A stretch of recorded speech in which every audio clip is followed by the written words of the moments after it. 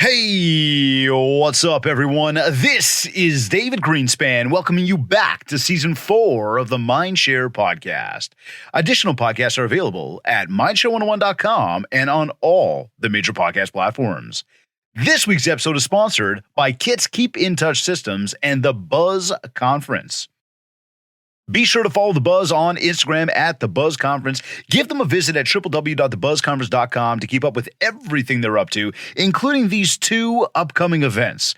Number one, we've got the Buzz Top Leaders Under 35 Summit taking place on September 29th at the Mississauga Grand. And the second one is Disruption, which was originally scheduled for early September, as I've mentioned several times in the past. It is now scheduled for January 12th, 2023. Be sure to get your tickets at www.thebuzzconference.com. We are proud to have the Buzz Conference as an ongoing sponsor of the Mindshare Podcast. Kits is also with us today as a sponsor, as always, and I have to tell you that our team keeps coming up with new ways to make this powerful marketing system even more powerful. I mean, it's one thing to be using a bright, shiny CRM because, well, other people are doing it. It's a whole next level when you use a CRM, which has a complete suite of marketing tools tied right into it. No need for third-party providers. No need for separate email blast systems. All your social media tiles are built right in. Websites, landing pages, an open house registry tool right in your CRM. The most effective keep-in-touch tools to help you build Mindshare. Seriously, Kits is loaded, and you need to check it out if you haven't yet. I warn you, though, once you check it out and you start using it, you're going to be hooked. But I mean, I guess that's not much of a warning, as much as it a little bit of, well, actually a lot of very friendly advice. Check out Kits by going to my site, www.mindshare101.com, and clicking on Marketing. As you know, we are on a push to get to 100 reviews on iTunes, and I would like to ask you, if you haven't yet, please take 2 minutes to rate the show, leave a review, making it super easy for you. All you have to do is go to ratethispodcast.com/mindshare101. Again, that's ratethispodcast.com/mindshare101. As always, thank you in advance. Today's episode is number 194. He's been selling real estate in Toronto for 9 years. With a dedicated focus on repeat and referral business, he has built a consistent 7-figure business. He's been named as top 35 under 35 in Canada, as well as in the top 1% nationally with Royal LePage. He is the host of the Tom Storey Show PodCast. He creates video courses for realtors and is regularly interviewed on CTV, CP24, Global News, and the Globe and Mail. Joining me on this episode of the Mindshare Podcast is top 1% Toronto realtor, Tom Storey. Tom, welcome to the Mindshare Podcast. Thank you so much for having me. That was such a good intro. That was awesome. Thank you. But it's a pleasure having you on, man. I appreciate you making the time, and I'm excited to get into this conversation with you, man. I mean, I know we titled this whole thing about how visibility beats ability. But just before we get into that, I wanted to ask you, take us back to 9 years ago when you first got licensed.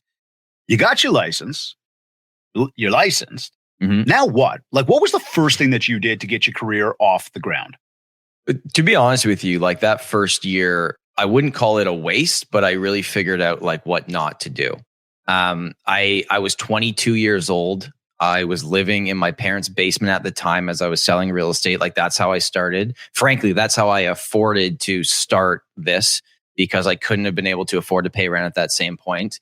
And you got to remember too, when you start at whatever age, it's always the people you'll just work with the people that know and like you. And the problem is it takes a few years for them to actually trust you in this new thing. Right. And I think that's so I remember that first 6 months, I think I did one sale and I was doing leases to try to survive. Right. I literally built my entire business in downtown Toronto, putting ads on Kijiji, trying to find strangers to lease, because at the time I'm 22, my friends certainly can't afford to buy real estate. Most of them can't even afford to rent real estate, and their parents that maybe even have a house don't look at me as the guy that's going to sell their house, right? So it was really tough to get started. And I even remember about 6 months in looking and being okay, I've made $10,000. This isn't going to work. How am I going to make this happen? And I really felt like what I was doing was just running around like a chicken with his head cut off. I wasted time. I tried to do all these things that didn't matter. I was naive to think that I could come into an industry that was established and had systems that worked. And fundamentally, I don't actually think real estate's changed in 30 years. I just think the tools are different. The things just, you wake up every day, you get appointments, right? You meet with buyers and sellers. But that first year was very difficult. Like I had a really rough first year, and looking back at it now, I'm kind of happy it happened because I learned what not to do in my business, but I was certainly not a natural out the gate. Okay, so hold on. So the biggest takeaway was when you start your license, go live in your parents' basement. Yeah, save some money. Yeah. No, but you bring up a good point though. Like people don't have the level of trust in you right off the hop. And I mean, I tell everybody much the same, like regardless of that point there, when you first get licensed, you just get in the industry, like before you brush your teeth tonight, go and build up a contact list, like have the database ready to rock, right? Get in touch with people. But again, building trust, establishing that with people is very difficult. I know a lot of folks who they're like, well, do you count a lease as like part of my deals? I'm like, hell yeah, dude. If it's money, put it towards your deals, right? But the question is like, in terms of deals, like where did the first deal come from? Was it somebody you know? Was it a complete stranger? Like what were you doing for that? Yeah, the first deal was, you can call it database. At that point, there was no repeat business, right? It was all new. For sure. So the first deal did come from the database, but even before that, it took 6 months to get that first deal to happen, the first sale at least, right? I was doing leases in between. Probably did like 60 leases that first year, which by the way, if you're a new realtor in a part of Canada that allows you to do leases, do them. Like, don't think you're too good for them. That's a terrible mindset. Like I learned every condo building downtown. I knew every floor plan. I'd walk in, the concierge would be like, "What up, Tom?" Yeah, there you go. Nice. Right. And then I was building confidence. And I think also with leases, it's like it teaches you how to do 8 transactions a month or 2 a week or 3 a week or even 4 a week. And then as you go down further in your career, it's not like it's harder to sell 4 homes or sell 10 homes a month. It's just you're doing the same things. It's just you're getting paid 10 times more. Right. So yeah, I built my entire database on that. And I remember before that first sale happened, which was a friend that I grew up with that trusted me that early on, is I had 2 people that knew me very well that said to me like, "Hey, we know you're doing this now, but we can't use you because my dad's financing this and we have to use his person." I even had a family member that first year not use me. So it's like, I just want to say that because I know there's a lot of people that are extremely discouraged that are in those first 2 years. Whatever you do, never burn a bridge. Because looking back now at those first 2 people that didn't use me, I've done so many transactions throughout their database, right? Like throughout their network. It's insane. But if I had been an idiot early on and taken it the wrong way, I would have ruined that relationship. But it just takes time for them to build the trust in you, right? Totally. Now I'm going to totally switch gears and like stick to that topic, but switch gears from the client thing. Because I saw a video you put out the other day, which I loved the video. I'm sure I engaged and like put a comment or something on it because I just backed it. But the whole thing you were talking about when it came to collaboration with other agents. Oh yeah. Right. You just said it. Don't burn bridges. And we see it all the time. You reach out to an agent who did a showing on your list and you're like, "Hey, how'd it go?" Crickets. You reach back and then like, I know there's people that just ignore. There's other people that come back and go, "Listen, if I want to give you feedback, I will let you know. I will give you feedback, but like, stop asking me." And you think to yourself, why are people treating each other like this? Mm-hmm. Referrals come in all shapes and sizes. I just wanted to bring light to that because I thought I really enjoyed that message about collaboration. Well, I think now it's like, if you look at a listing and your client really likes it, and then you look at the listing agent's name and you get like a pit in your stomach, it's probably because you don't have a good relationship with them. That shouldn't be the way this works, right? And especially now, like when the market is shifting, and I'm bringing this up to my sellers a lot in listing presentations, it is not just who's going to bring the highest offer to the table on your property. It's who's going to close. Who's going to firm up? That's a great point, dude. And who's going to close? And listen, if I have 3 offers on your property and one of the agents just told me they met their client last week online and the other agent said it's a repeat person, they really, but they have a condition and there's a firm offer by an agent I've done 4 deals with and it's $5,000 less, but I know they don't mess around. I know they wouldn't be running around with someone unqualified. I'll give that information to my seller and allow them to make the decision. So, and that's the same thing too that I've realized now is it's been really cool because I have team members that work on our team that will make offers and other agents will be like, "Oh, you work with Tom or you're with the Story team." And there's like this trust built. So like, I understand, listen, lease conditions, highest price wins most of the time, but when you call an agent, to ask a question about a listing, you actually get a real answer. They don't give you the runaround, right? So it's so important. Absolutely, man. So here, talking to trust and bringing this back full circle here.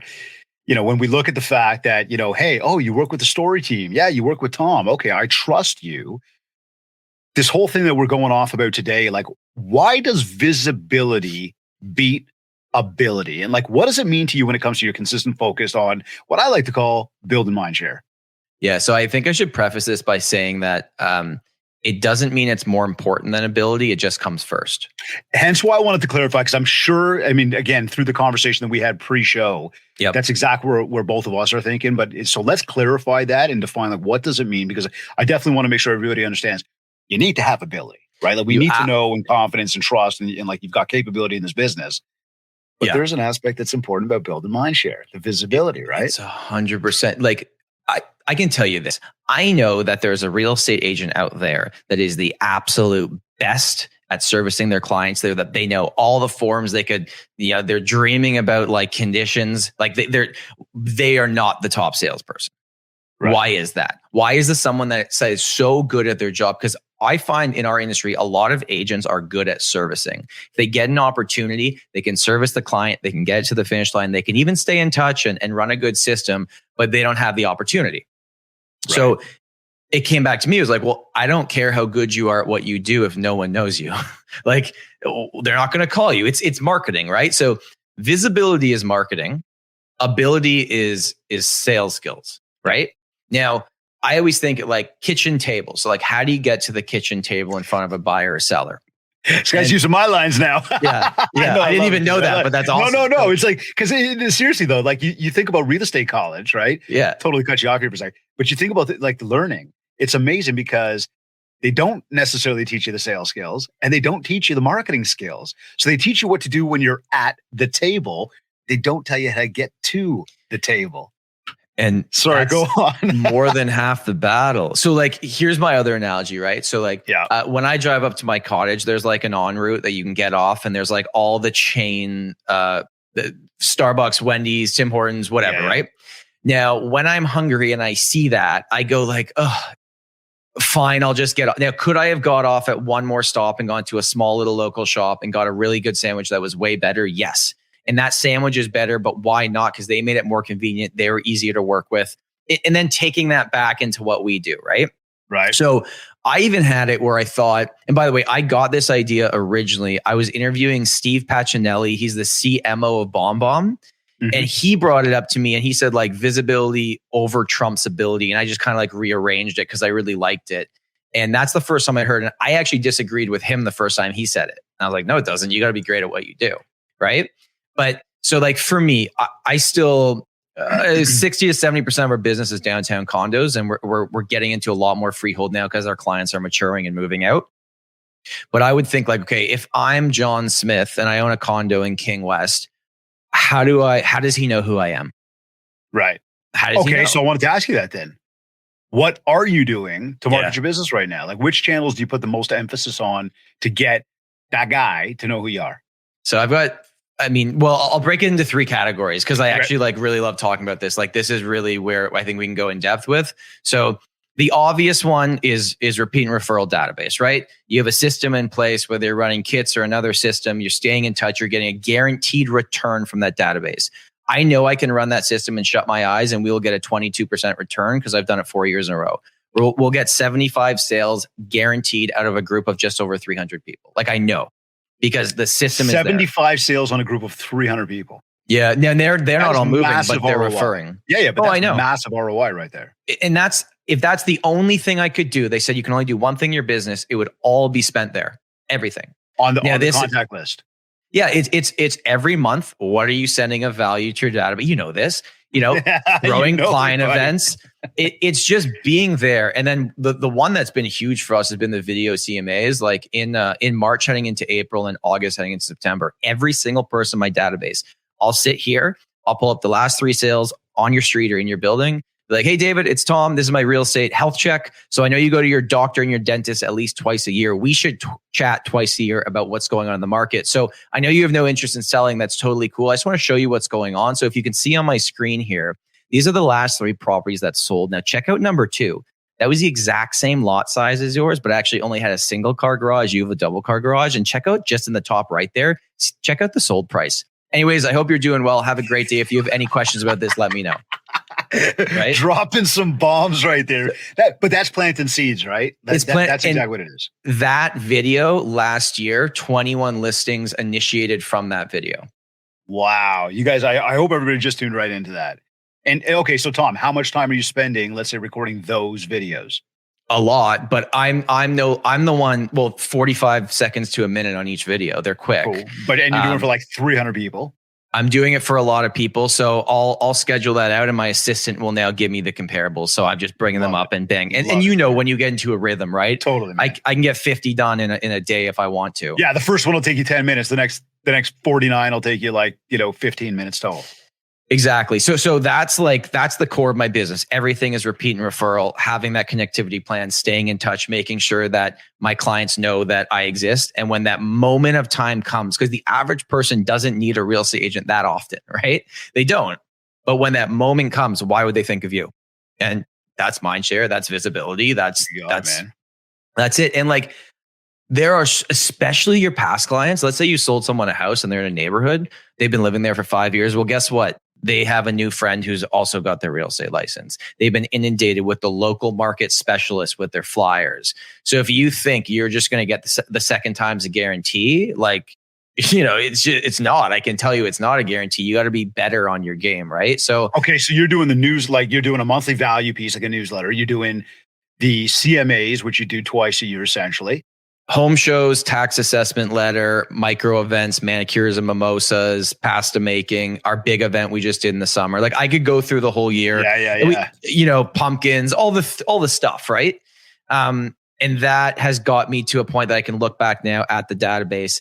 And I know for each person I put in my database, because I'm strict with it, you don't just get in there. You got to earn your way in there. And by the way, I still have a B list. Yeah. I have my core. So there's the everywhere dumping ground, and then there's going to be the, again, A-listers, let's call it. And the math now is, if I put someone in my database, I have to understand that I am willing to spend $150 per year on that person to run this system. That's basically the math. Right. Now, I'm not saying put a dollar thing on a client's head. That's not what I'm saying. But you got to know what's going to cost you. And I know with that database, for every dollar I spend, I can get $14 back. Well, listen, there's some easy math, and I put this out a little while back around, and folks have heard me say this, but let's say you're pulling only 5 deals off of 100 people, each deal worth $20K. And I know from a keep in touch system perspective, like a kid's perspective, you implement that and that alone, which I'm not suggesting that that's the only thing you do by any means, but you implement that and that alone, it's like $15 a head all year. Yeah. On a decade, it's $150 right there. So on 100 people per year, you're only $1,500. Well, on a decade, you're $15,000. But again, at $20K a deal on a minimum 5 deals, that's $1 million in ROI. The numbers are massive. And it's better business. Wow, they're referring you. They're repeat client. It's fun. There's no sales pitch. It's just now again, that's a part of it. If I would then go to new business opportunities and what I've been really focusing on lately, and monthly video updates is where this all started. I want to talk to video, and I actually, just before you go into the other side of people, do you make phone calls a lot to your list as well? Outside of the video, outside of the stuff that you mail? Of course. Are you a big phone guy? I'm not a huge phone guy, but I will say I always have an opportunity to phone my database if I need to. That's not a sales call because of all the stuff we send them. So, did you have fun at our client event? Would you like the pictures we took of you at the client event? Did you like having fun at the home show? It's an easy call to make. Yeah. Okay. Sorry, I cut you off there. You were about to go to the other side of things now. Okay. So this is, when I started, I think YouTube is the most underutilized platform for real estate agents. And the reason why is it takes more time and you have to be more consistent with it. Yeah. We have sold 19 properties this calendar year from YouTube, from just strangers. YouTube alone. It's become I think you can get to 20 How do deals. you track that? Are you asking people specifically, where did you find us? And they're we found you on YouTube. Yeah. So okay. At this point on YouTube, I have just over 6,000 subscribers, and they're mostly consumers. A lot of my other platforms, I have realtors following me. Yeah. But on YouTube, I have consumers, and I make topics on things they care about. Not here's the 5 reasons I'm a good realtor, because nobody cares about that. They care about what the average condo price was, what's going on in the market. And I put out at least a video a week, if not 2 a week on YouTube.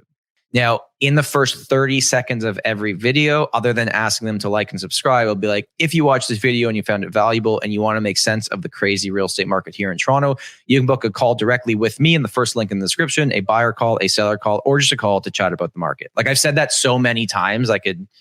But importantly, you've got a CTA, a call to action in those videos, which is absolutely imperative. And it takes them to my Calendly link. Yep. And they book it in on my time. And on the Calendly link now, I have a drop down that asks them where they found me. And it's either like friends and family, direct mail flyers, which we can get in next because that still actually really works well, or social media, YouTube. And they all click social media, YouTube. Yeah.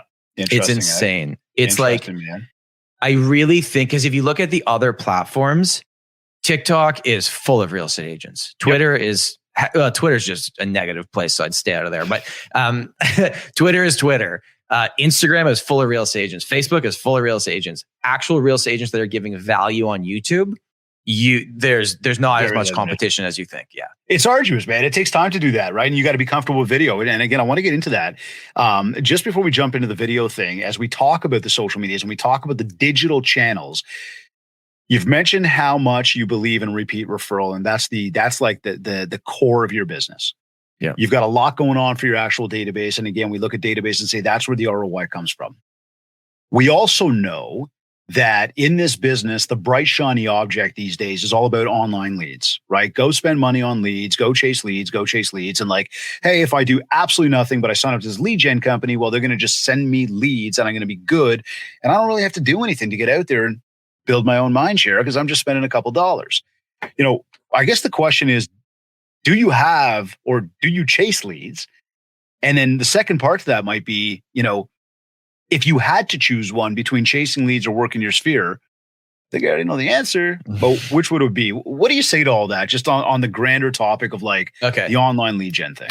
I've never paid a cent for an online lead in my 9 years of doing real estate because I've figured out the organic ways to do it. However, I know agents that run 7-figure businesses just on online leads, and they have the right systems in place, and it does work. Like the online lead is a real person with a heartbeat. They're just not ready on your schedule. They're going to buy in 8 months, not in the next 3 weeks, right?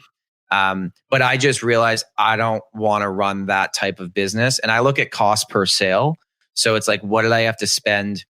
For every dollar I make, what did I have to spend to get that opportunity, right? And how much effort did you have to put in to try to close that opportunity? Exactly, right. And then you can build in your, well, what are you worth per hour on your time and build and really build it in, right? So it's like my database is like 10 cents on the dollar, 15 cents on the dollar all day long, right? Let me ask you this though. Yeah, sorry. Your database, the people that you stay in touch with, would any of those people ever be an online lead? They maybe have started as an online lead, then we sold them something, and then they went into the database. But I'm saying, like, now that they're there, now that they know you, like you, trust you, they know what you bring to the table, will they ever become an online lead to somebody again?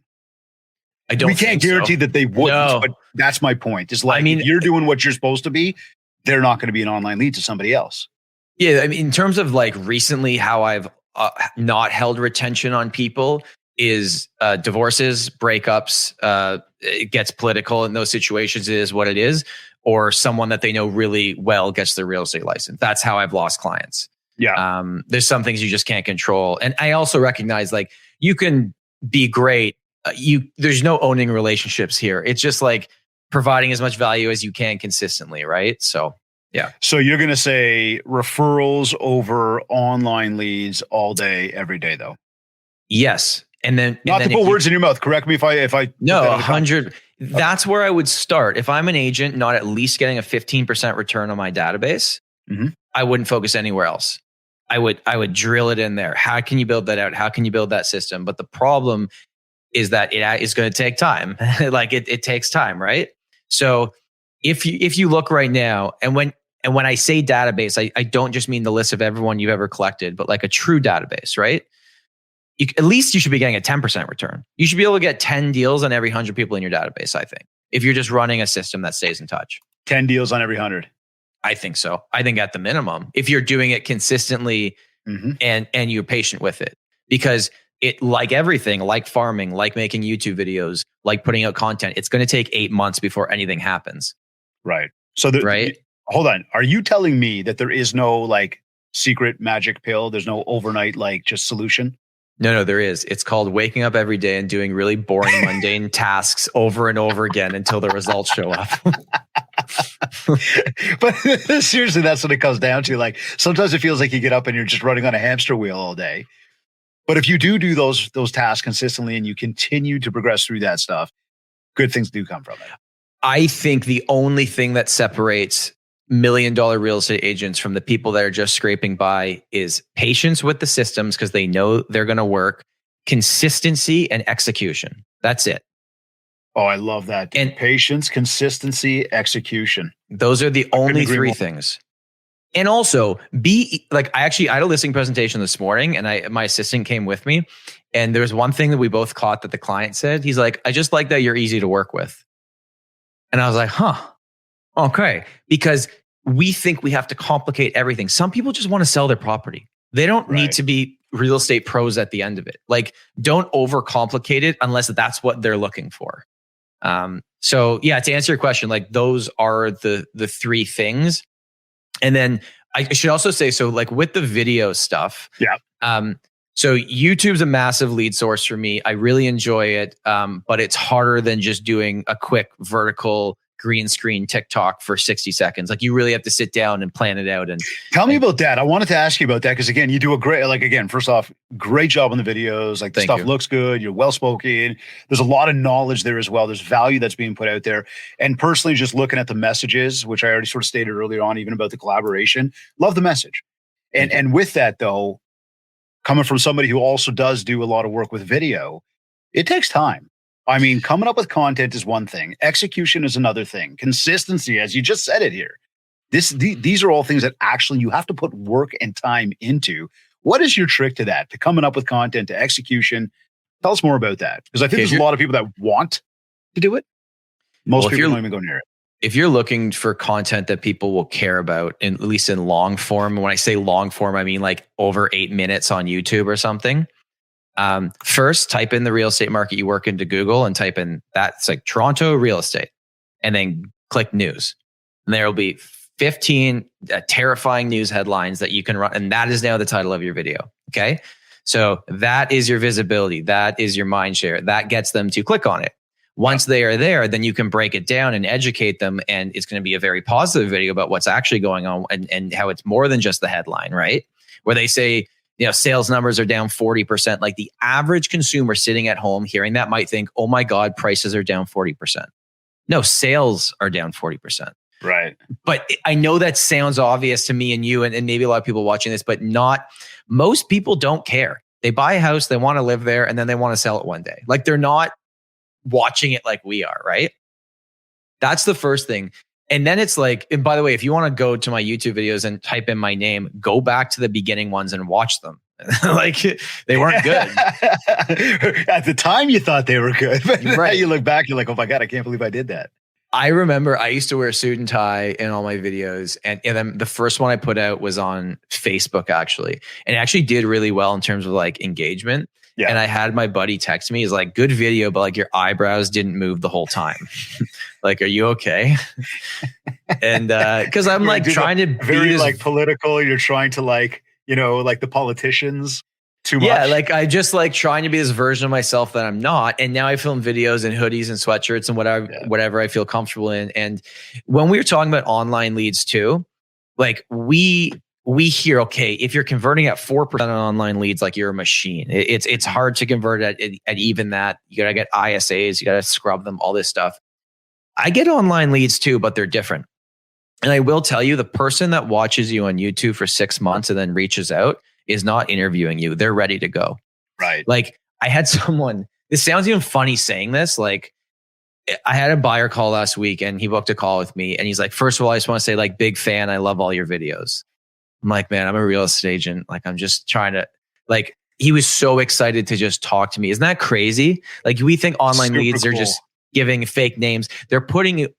They are secretly dating you online for 6 months without you knowing who they are. Okay, let me clarify this then too. When I bring this up and I bring up the conversation about online leads, I am being very specific, talking about the people that are paying for them Yeah. and not having anything else in place. The folks that are paying for them and not understand that the other systems need to be in place to actually do the follow up, to actually do the conversion, and then to do the nurturing after the fact to get your repeat and referral. Yes, there's people, and we both know them. Yes, there are. Look, there's a shit ton of people that have tried online leads that have completely faltered at them because they have zero idea how to do the conversion. They spend way too much money. There is a big group of people who are really taking advantage of them, spending a lot of money on them, but they do understand the process to get there.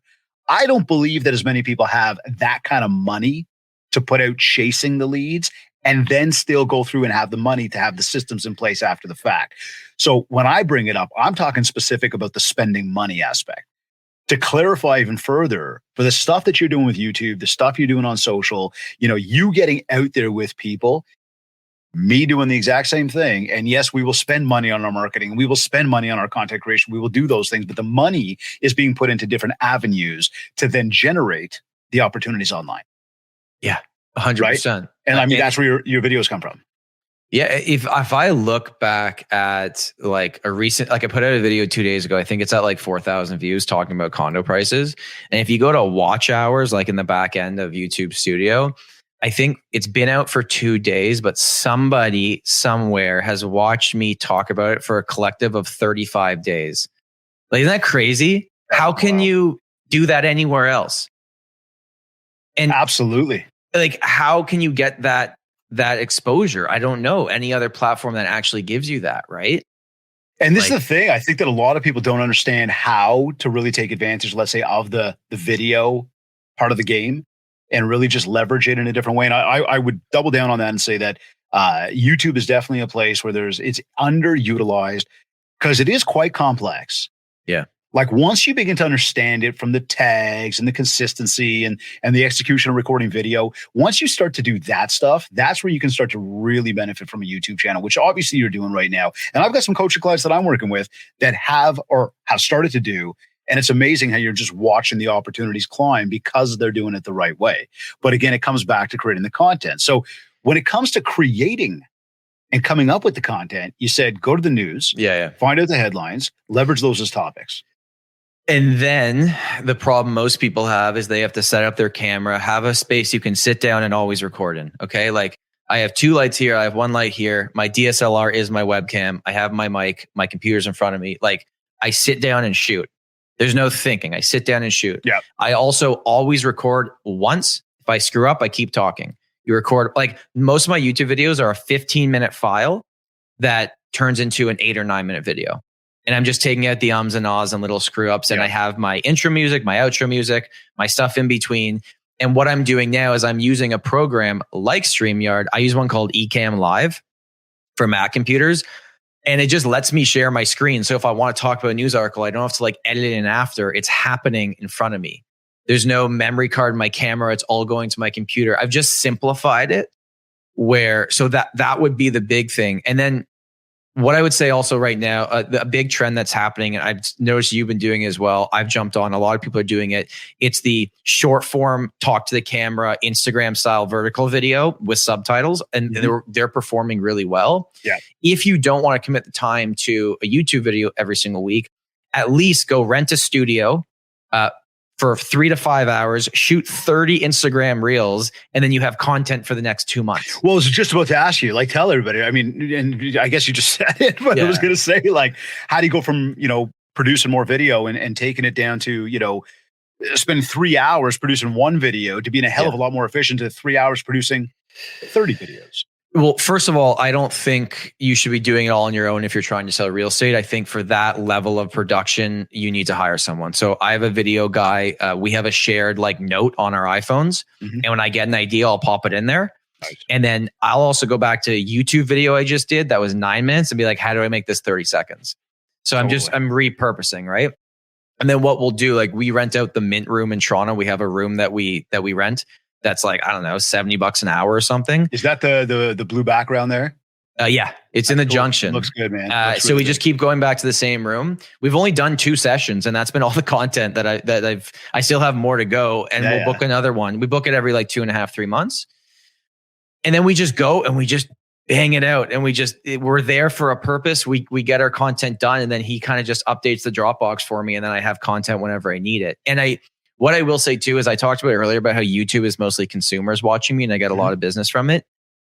I know that of the 11,000 people that follow me on Instagram, 7,000 of them are real estate agents. I know that.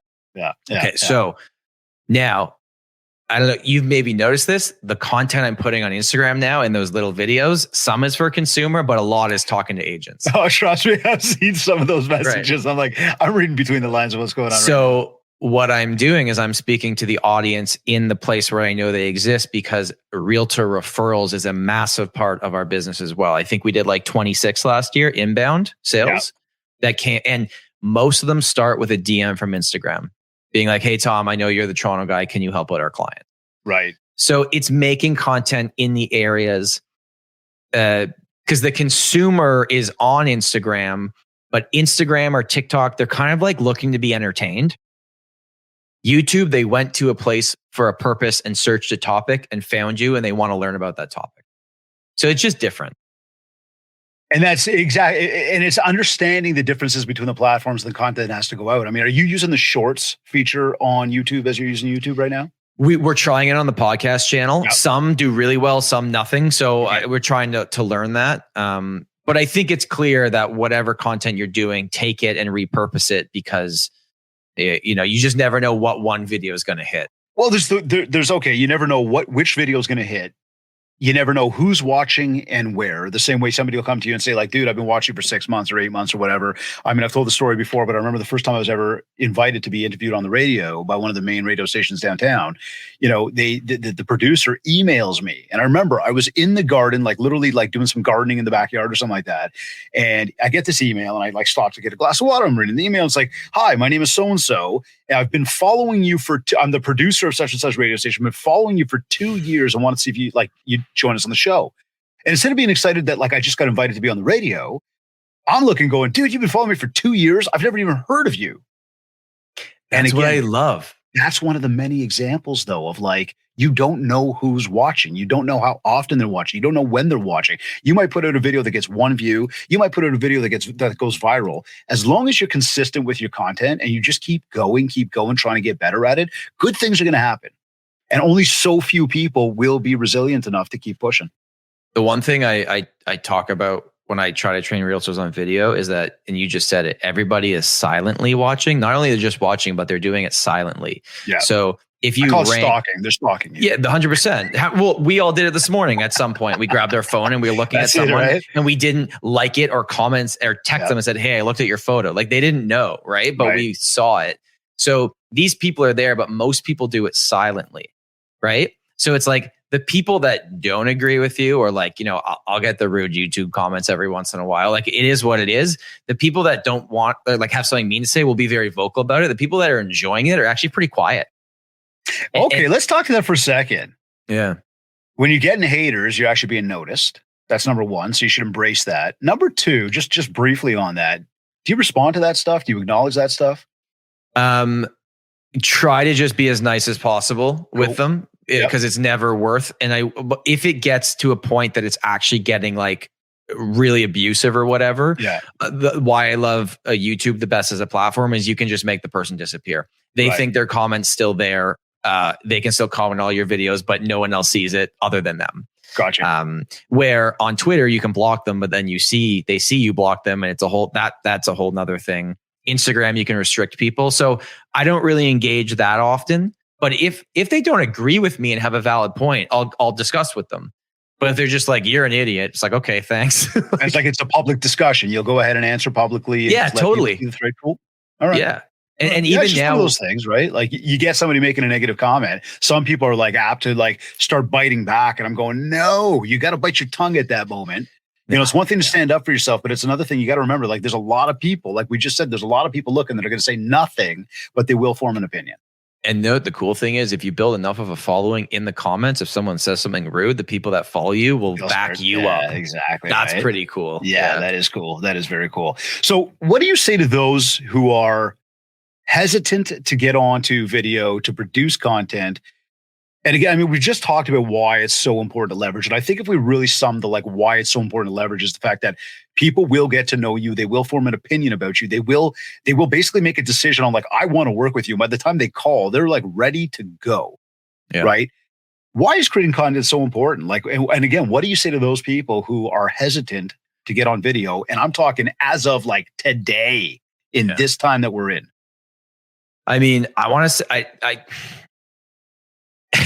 trying to say this like in a nice way. Like it doesn't matter what you think anymore. Like we are past the point of acknowledging that it's not already king. And I think if you're a real estate agent that's going to wrap things up in the next 5 years in your career, don't do video. If you hate it, by all means, run with your database, do your thing. If you want to grow and you're not incorporating video into your business in some capacity, you're going to fall behind. There you go. It just is what it is. Like, you know, if you look at the trend now of agents, like I always just follow who has the market share. So when I'm looking at, I get the list from my brokerage where people rank, you know, what were listings and sales and things like that. And even the teams that are established and maybe more mature in terms of being around in the industry for a while, they're getting really into this content, right? So it doesn't even have to be you, but someone on your team has to be doing it. It's just such a massive opportunity. Like otherwise, the sad reality is someone is going to know who you are more because they see you here than they do because they drove by a for sale sign. Yeah. Because we're on our phones more than we're on anything. So I think you should it's become a habit for people now. Like you said, we just grab our phone. I think most people grab it, you know, first thing in the morning, which I always recommend, stop doing that. Like pick up a book, drink a glass of water, look outside, get your mind ready. And to me, just being a sports guy, it's like warm up before you step in the game, right? This is when you're ready for the game. Same way, like at the end of the day, don't make it the last thing you do. Cool down now that you're done the game and get yourself together so you can restart again tomorrow and be as strong as you possibly can. Now, speaking of social on a regular and just like being present, you know, and you mentioned that you've already been on there this morning, as have I, as have probably everybody that's tuned into this right now, anybody holding a phone in their hands. How much time do you spend on social media today? Do you track that? And do you have any processes in place to ensure that you are making the most of your time? Because again, as we know, you know, you're super successful with your business. You know, you're spending a lot of time obviously servicing clients, and there's a lot of other things that you got going on. How big of a piece of sort of your day does social media take up? Yeah. Okay. So I'll answer that, but I want to share something just quickly with you because I heard this and it totally changed my perspective. Yeah. 1% of the population creates and 99% of the population consumes. Ooh, where'd you hear that one? On Twitter. You don't say. But I thought about it and I'm like, okay, well, then if you're going to create, you already have such an unfair advantage because 99% of people aren't going to do it. They want to. What if you get good at it? What if you get in the top 1% of the 1%? Yeah. Oh my gosh, like that's such an unfair advantage. So I've actually taken a very like strong stance on for myself. Like I don't actually consume as much as I used to. I watch sports. That's what I watch. That's pretty much it at this point. I'll watch some like tech videos on YouTube or like watches and that kind of stuff. But so to answer your question, yeah, I'm on Instagram, but it's mostly because I'm thinking about what to post. Yep. Not because I'm so much just scrolling mindlessly. And I don't really go on TikTok anymore either. I would double down on that with you and say much the same. Both of us may be falling into that 1% because of the amount of content we produce. There is a moment of time in my day where I will dedicate to, as I'm going through and I'm looking at the feeds, to actually engaging with other people and having real conversations rather than just, again, like I called it, stalking other people. Much the same though, it's a very limited amount of time. And if I'm going to spend my time kind of consuming, I'm probably also going to my sports instead. To just keep up on my Jays, my Leafs, like whatever the things that I'm interested in, more so than I am looking for like the banter and maybe some of the toxicity that does exist on these social platforms of people just plain out bitching and complaining about God knows whatever else. I think again, look, it comes down to just having a control over the amount of time that you invest in consumption and what it is you're consuming. Yeah, totally. And when you're engaging with other people, I don't know if there's a a service doing this, but I'm getting these generic comments on a lot of my posts from realtors that are like, no, you did not post that. Someone did that for you. I don't know what's going on. But don't just think like you can comment something random. Like it's got to be a real comment if you're going to engage. If you really want to talk to someone, DM them, or even better, DM them with a voice note. That's going to get you a response. Like you want to actually connect with someone, go a little bit further, because I don't think people will even notice anymore. Well, I'll tell you this, man. You know, you want to do that. I think DMs that come off of your stories, are probably some of the most genuine conversations you're going to have. Because again, as we know, a story is only there for 24 hours. It's something that happened in the moment. If I engage with you based on that particular thing, there's a high chance you're going to reciprocate and come back to me. Now we're having maybe a long or a short conversation, but we're having a conversation. I started a lot of conversations like that where agents that I didn't know will like comment on something and we'll go back and forth and it's like a nice convo. So yeah, I totally agree. Yeah, totally, man. And you build friendships with people that are outside your market. Like we haven't been able to go to, other than actually the Buzz in March, I haven't been to an in-person conference in 2 years. It's nice to talk with people that are doing the same thing. Absolutely. And another shout out to our friends at the Buzz Conference, making sure that everybody's getting their tickets for the upcoming events in September as well as January. Go over to thebuzzconference.com, get those tickets. Now, as we talk about consuming content, we want to talk about negativity. And we've kind of touched on, educating, communicating with people, but the market is tougher now than it was over the past 2 years. We know that the mainstream media is painting complete doom and gloom. Based on, your expertise in this industry, what should agents be focusing on right now to grow their business in this current market? Get back to the basics. Like pick up your phone, talk to people, make sure that they understand. Like it's like that's what you've realized, right? You've been doing this for so long, dude, and nothing has changed. Nothing. Like, honest to God, bro, we do video, we do email blasts. Like we do. I want to say we do it all. Yeah. Nothing beats the phone call. It just doesn't. It's so good. And if you want to grow your business now, well, first of all, what I would do is I would look at all the transactions you've done this year, and I would really source where each one came from. Was it repeat? Was it referral? Or was it new business? Yeah. Right? Where were you strong? Where were you weak? And what can you improve on? Right? So first you have to understand. And then what I've gotten my team to do now is we meet every single Tuesday and we'll talk about, okay, well, what did you accomplish last week? What did you not do that you want to accomplish? And what do you want to accomplish this week? 3 main questions. We'll always talk about that. And we always source it down to appointments. I know if I want to hit my numbers, I have to book 4.5 appointments per week. And for me, that means a buyer or a seller looking to buy or sell in the next 120 days. So when I wake up, that's what I do. That's why I make content. That's why I have call to actions. I'm really digging down in that. And you're going to have to work 4 times as hard right now to get the same results as you were getting previously. And I can actually tell you, I remember this and thinking I was like kind of crazy. When I spoke at the Buzz, the one at the end of March, I said, I showed on the graph, here's how many transactions happened last year. It was 35% higher than the year before. I said, who had their best year at some point in the last 2 years? And the whole room shot up. For sure, and I said, man, keep your hand up if you think you're going to have your best year this year. And most kept them up. I'm like, all right, confident bunch in here. Yeah. But like the pie's smaller. But when the pie is smaller, I've been doing this 9 years, so I haven't seen any massive downturns in the market. But I saw 2017, and for the first 6 months of 2020, condos took a real hit. And I took over more listings than I ever have because people need someone that know what they're doing. And I'm sure you've discussed this too, but it's like, if you just show up and you're a yes man and you take orders, you're not going to last in this business. You have to have hard conversations because it used to be, okay, David, you're my seller. Hey, David, I've got 12 offers for you. Which one would you like? Would you like the top one? That's a fun conversation. Everybody's happy. Now it's like, hey, we had 2 showings last week. One person gave feedback. 2 more listings came to the market. This one just sold, but undercut us by about $30,000. If we want to get ahead of this next rate hike coming up in September, we're going to have to make a change now. Those are not fun conversations. No, but if you understand them, you can have them properly. And you got to look, like I'm very much a data guy, but I try to take the data and package it nicely so that my clients can just go like, okay, yeah, it's hard to argue with it, right?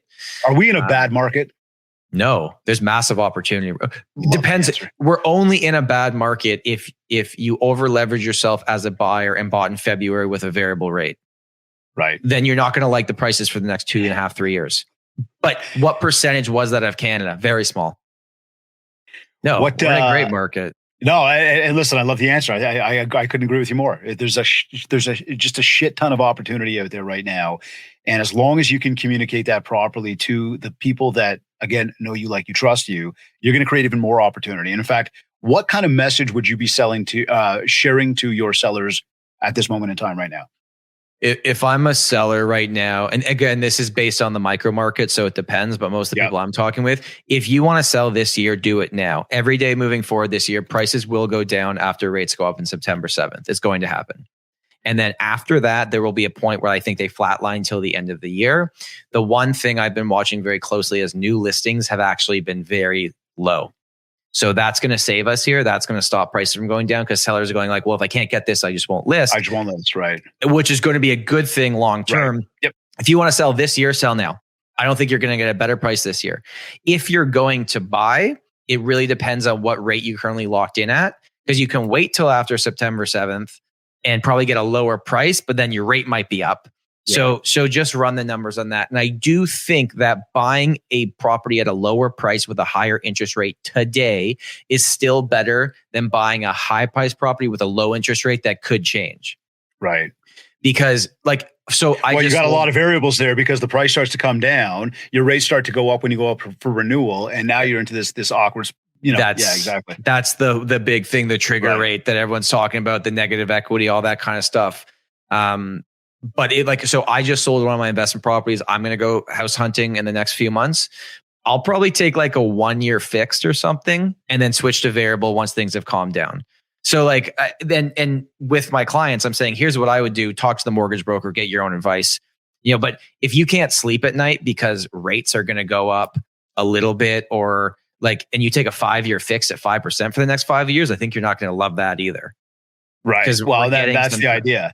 So to sellers, it's about making them understand that if you got to go, and this all comes down to understand their motivation. Yeah. Right. Like if timing says they have to make the move now, hey, sellers, make your move and do it now. Don't wait any longer because you're probably going to get better money today for your house than you will tomorrow. Yeah. Much the same with buyers. The idea would be with them, hey, money's not getting any cheaper. If you've got to do something, now is also a great opportunity to do it. I mean, negotiation, conditions can go back into, offers now. There's not going to be as many multiples or any, many at all, if we want to call it. There's a lot of opportunity out there, and I agree with that completely. Yeah, and every buyer we ever work with, the first thing we say is, how long are you going to own this property for? Right. As long as same with sellers who've got these unrealistic expectations. How long have you owned the property for? Hey, you're still way up. Oh, yeah, I know. And it's relative. As long as you buy and sell in the same market in 90 days, unless you bought in March and tried to sell, but that just is what it is. We can't get those variables with Bank of Canada and figure it out exactly. It's relative. Yeah, prices are down, but then the next place you buy is going to go down. And I look at it right now. If you're an upsizer, I would be licking my chops right now because condos have not taken that much of a price decrease, but detached properties are down $500,000 in Toronto. Right, it's crazy. So jump up, if you can make it happen, and if you're a cash buyer, you're looking right now. If you're looking for commercial real estate, oh my God, there's opportunities. Dude, speaking of opportunity, you've had a lot of opportunity to share your insights in the media as part of your marketing mix, and I got to imagine this is obviously very helpful when working to build the trust with a lot of people. Keeping with our topic of visibility, how have you generated so many opportunities to be in the mainstream media? So it started because the company I work for has a PR department. And they saw me making my little YouTube videos and was like, okay, he looks comfortable in front of a camera. Maybe we'll give him an opportunity. So it was, they saw me, I gave them that visibility to know I existed, right? That's how it started. And now it's got to the point that I just have done it so much that I'm on the Rolodex of all the media outlets, and they'll just call me and say, do you want to do the news today? I pretty much will clear my schedule unless there's something I absolutely can't move to do the news. Because if you say no too many times, they will stop calling you back. So this comes back to, you had the confidence to start doing video. You were consistent enough, no matter what, to continue doing video. And now, not only are you doing like having your own camera crew record you, but you're actually getting like the mainstream media who's going, "Hey man, can we borrow you for a minute?" Which is so cool. And honestly, like, cool. Congrats, I man. love That's presenting. Cool. That's my favorite thing. Like, I have a listing presentation after this. I can't wait. I love presenting. The news is the one thing that still makes me go like right before the heart's going. Like they'll count down and I'm like, all right, can't screw this up. All right, dude, like, let's go. I've been fortunate and I'm incredibly grateful to be invited to be, to present at many different events. Mm-hmm. And I've done it so many times in front of like so many audiences and so many big audiences and small audiences. And I'll tell you, I remember speaking to somebody once upon a time who's been like to the top of the top, like spoken in front of like way more people than I ever have. And I remember saying to him, like, "Do you ever get nervous?" He's like, "I still get nervous." I'm like, "Really?" He's like, "Dude, if you don't get nervous before you get up in front of people, it means you don't care. And it means you're just not as bought in." And I went, all right, cool. Because even for as many times as I do it, just like you said, there's still going to be those little butterflies, man. And you know what the thing is too? People think I know what questions they're going to ask me on the news. I don't get any heads up. It's literally, here's the topic. Can you talk for 5 minutes on live news? So my little piece of advice, if you ever do it, know what your first answer is going to be regardless of the question. Because it gets you going. Okay, so I'd love to know your answer to this one. Sure. Which you don't know is coming. How do you know it's been a successful day for you at the end of your day? Okay, so I learned this from Dean Jackson. I really enjoy him. I interviewed him recently as well. He has this thing called "I'm being successful when" list. Have you ever heard of this? I don't think I have. Okay, so it's like, you know how we tell ourselves, well, I will be successful when I make X amount of money or do this many deals or whatever the thing is for you, right? At a certain point, when you make enough to serve your lifestyle, that's not what drives you anymore because you know you can get those results. Mm-hmm. So his thing was like, it's not I will be successful when it's you wake up every single day and you go, I am being successful when. And I love it. And he had this list of 10 things. I made my own version of it. So it's like, I am being successful when I'm working on projects that excite me. I am being successful when I get to take Sundays off. I'm being successful when my passive revenue almost exceeds my lifestyle. That's really what I'm trying to get at outside of real estate sales with everything else I'm doing. I'm being successful when I get to wear what I want when I want. So I get to decide every single morning. I have this list printed out. This is my home office, but on my office, like my office, it's literally beside my desk. So to answer the question, it's like when I go to bed at night, it's like, did I work on something that excited me? Was I building my business out?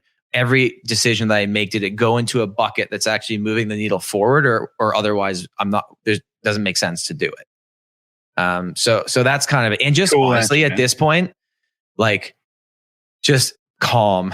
If I could just think, if calm could be like my one word. Calm Tom. Sorry. I had to do it. Like we work in a business that you can have systems, you can have great people. And as much as you try to be proactive on everything, you do have to react. You have to react to a certain amount of things. And I used to go to Jamaica a lot as a kid, like visiting. Yep. And they had a saying that was no problems, only situations.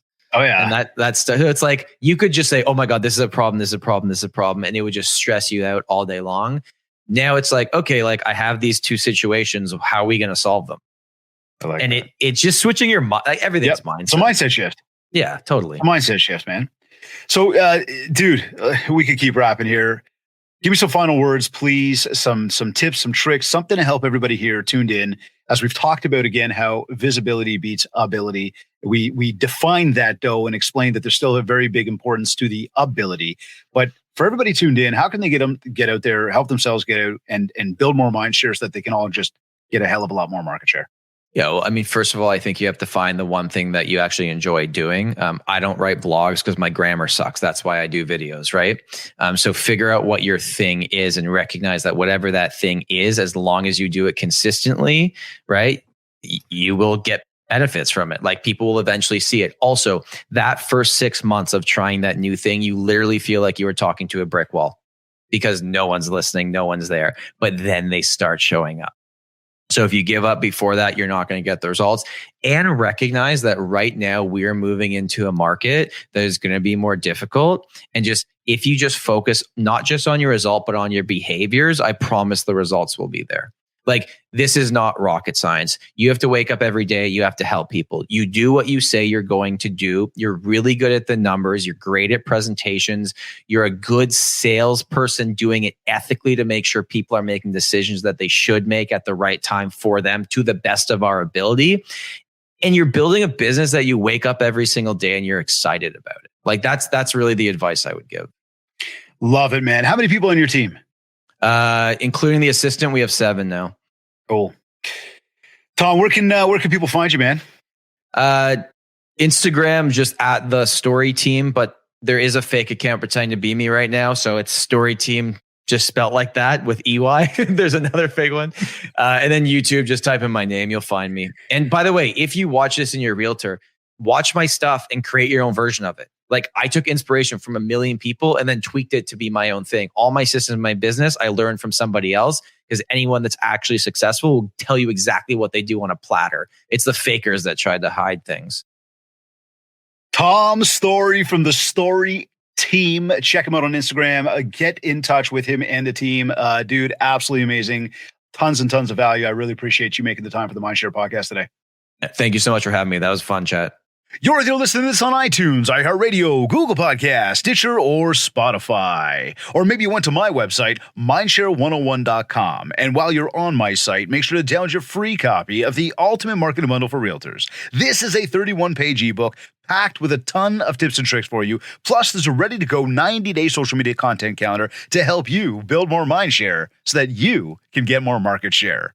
And if you want to talk about personalized one-to-one coaching, an in-person keynote talk for your upcoming event, and or ongoing virtual training, just get in touch with my team. We'll set up a free consultation call, learn more about what you're looking to achieve, and how we will help you do just that.